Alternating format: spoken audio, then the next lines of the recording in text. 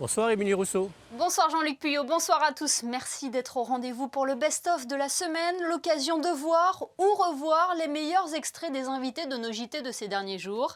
Cette semaine aura d'ailleurs été marquée par plusieurs événements. Les 10 ans de mariage de leurs Altesses Sérénissimes, le prince Albert II et la princesse Charlène, l'inauguration de Cala del Forte, le 3e port de Monaco, ou encore le lancement de l'identité numérique en principauté. Nous vous avons également fait découvrir l'exposition estivale du Grimaldi Forum, consacré à Alberto Giacometti. Sans plus attendre, voici le best-of de la semaine. Il est monté par Véronique Rodriguez.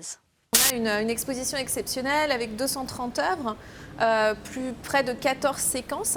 Et ce voyage, il nous fait traverser l'œuvre de Giacometti depuis ses premières œuvres, ses premières sculptures, ses premières peintures, jusqu'aux dernières œuvres, avec un grand focus, je dirais une grande attention qui est portée sur plutôt l'après-guerre, sur les 20 dernières années de sa création, puisque notre thématique, le réel merveilleux, l'attention au réel, est particulièrement traitée dans ces années-là.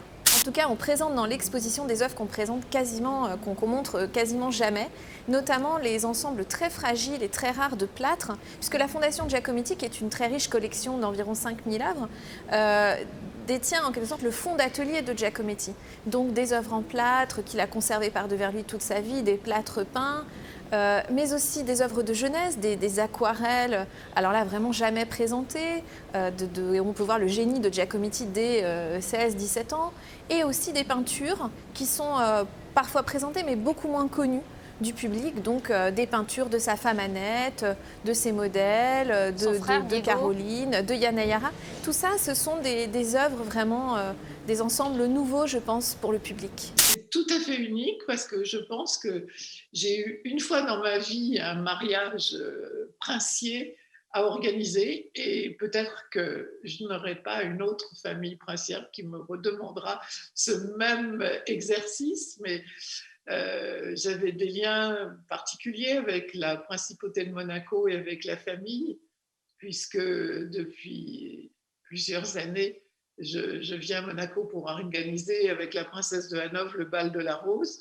Donc, je connaissais bien le prince souverain. J'avais connu évidemment le prince régnier aussi, pour lequel nous avions organisé un bal de la Rose jubilé, c'est-à-dire en l'honneur du jubilé du prince régnier. L'identité numérique va majoritairement traiter 3 points. Le premier, c'est une connexion souveraine. Qui parmi nous n'a jamais été connecté via Facebook, via Google, n'a pas été obligé de laisser des entreprises, notamment américaines, gérer son identité numérique? Avec notre identité numérique régalienne, c'est fini. Les gens pourront se connecter aux services publics et bientôt privés de la principauté, notamment la SMEG et Monaco Télécom pour commencer, avec cette identité numérique. Le deuxième point, c'est la fin des frustrations pour se faire reconnaître par les services publics et privés. Combien de fois on entend dire « je dois renvoyer une photocopie de ma carte d'identité, une photocopie de mon passeport pour être reconnu ». Et enfin, la troisième façon, le troisième gain pour la population, c'est que petit à petit, les services deviendront accessibles en ligne. Je pourrais signer comme si j'étais au guichet. Je pourrais retirer les documents une fois que je me serais connecté grâce à l'identité numérique, comme si j'étais allé faire une démarche en physique. On veut que les gens aient le même niveau de sécurité lorsqu'ils se connectent en ligne que lorsque vous montrez votre passeport monégasque ou votre carte d'identité ou votre carte de séjour. Il y a aujourd'hui à peu près 5 pays qui ont le même type de carte d'identité numérique comme ce que nous lançons aujourd'hui. Ça nous met dans les plus hauts standards internationaux.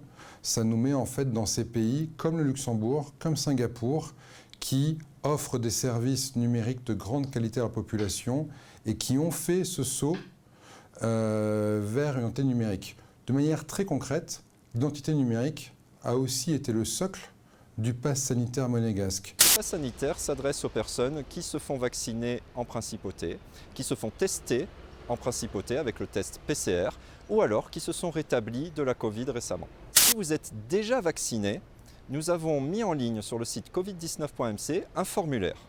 Il suffit de remplir ce formulaire pour réclamer votre passe sanitaire. D'ailleurs, j'encourage vraiment les personnes à continuer de remplir ce formulaire. On a eu près de 7000 demandes.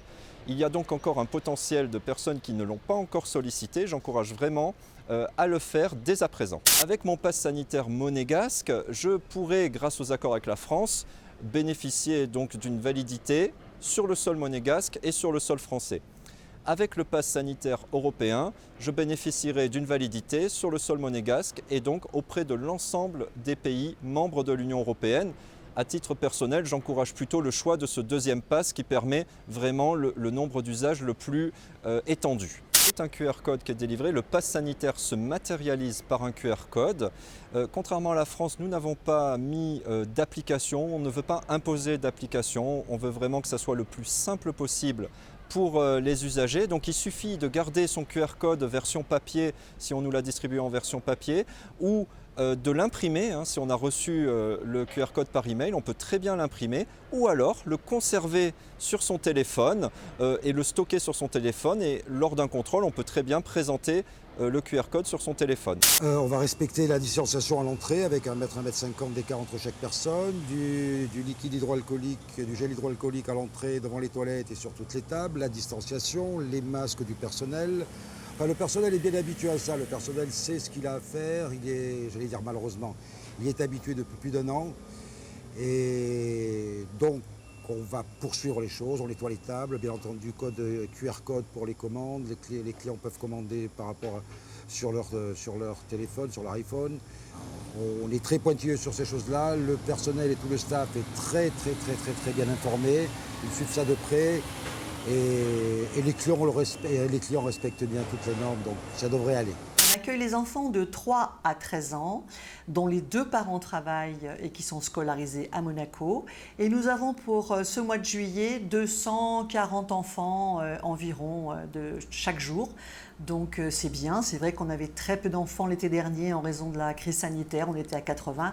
Donc là, on retrouve presque notre chiffre qui est de 280-300 l'été. C'est vrai que c'est pas simple, notamment avec les 3 et 4 ans, mais franchement, moi j'ai été absolument époustouflée par la façon dont finalement ils ont quand même compris en tout cas, à mon avis, et intégré le fait en effet d'essayer de ne pas être trop proches les uns des autres, pas trop s'embrasser, pas se serrer la main.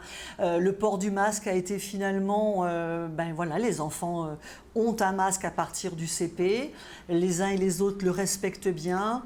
Donc on a vraiment réinventé les jeux, réimaginé tout ce que les enfants connaissaient comme atelier, comme animation pour justement rhabiller ces ateliers avec, je dirais, la notion de proximité, de brassage et de manipulation qui soit en effet évacuée. J'ai allié ce que je sais faire, ce que j'aime faire, c'est-à-dire le sport, voyager et pour le mettre au service de la Méditerranée qui me passionne réellement en fait.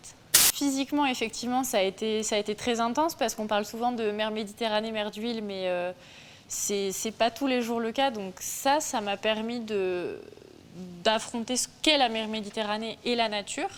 Mais les choses qui réellement m'ont marqué, enfin, tout est très marquant, tout est très intense. Ça fait 9 semaines que j'avance et donc il se passe beaucoup de choses, mais quelque chose qui est vraiment, que je savais, mais que j'ai constaté de mes propres yeux, c'est que les déchets, la consommation humaine est vraiment partout et que la mer Méditerranée est réellement polluée et qu'il y a quelque chose à faire. Enfin, du plastique, j'en ai vu vraiment partout, même sur des petites criques qui n'étaient absolument pas accessibles à pied, où j'ai pu y arriver grâce à mon kayak, c'est tout. Donc voilà, j'ai fait le constat de moi-même et c'est ça aussi qui m'a motivée à aller sensibiliser sur tout mon parcours et vouloir encourager aussi les gens à le faire sans tout le contraire de décourager, vraiment de montrer qu'il est possible d'agir aujourd'hui. Terra del Forte a ouvert le port, donc la partie maritime, le 15 octobre dernier. À aujourd'hui, nous avions prévu au total, sur les 178 places, en vendre pour les premiers 40 ans de la concession entre 90 et 100 places. À aujourd'hui, nous en avons vendu déjà 49, ce qui est, disons, le 50%. Et je trouve que c'est un résultat très très bon, compte tenu du fait que pendant les périodes de la pandémie, bien sûr, les armateurs n'ont pas pu venir vraiment voir et visiter le port. Avec notre nouvelle navette, le Monaco One, que vous avez pu déjà, j'espère, admirer, nous relions les Monaco avec Vintimille en 10 minutes. Et je pense que dans tous les bons deals, comme on dit, c'est toujours un win-win situation. Il faut que ça soit bien pour les deux parties. C'est extrêmement important pour nous et pour l'attractivité de Monaco d'avoir ces places de port supplémentaires. Et c'est très important pour Vintimille d'avoir cet outil qui, comme vous dites, va redynamiser l'économie locale. Cala del Forte qui devient donc le 3e port de Monaco après Fontvieille et le port Hercule. Avant de nous quitter, je vous propose un petit détour sur Internet pour le best-of des réseaux sociaux. Il est proposé par Alexandra Salustri.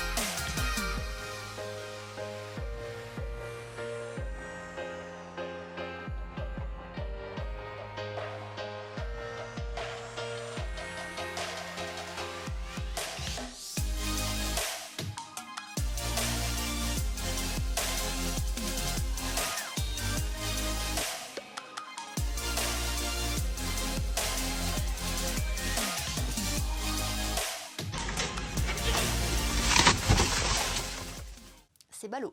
Le best-of est à présent terminé. Merci de nous avoir suivis. Rendez-vous demain pour un nouveau JT, de nouveaux invités pour que vous soyez les premiers informés. Très belle soirée à tous sur Monaco Info.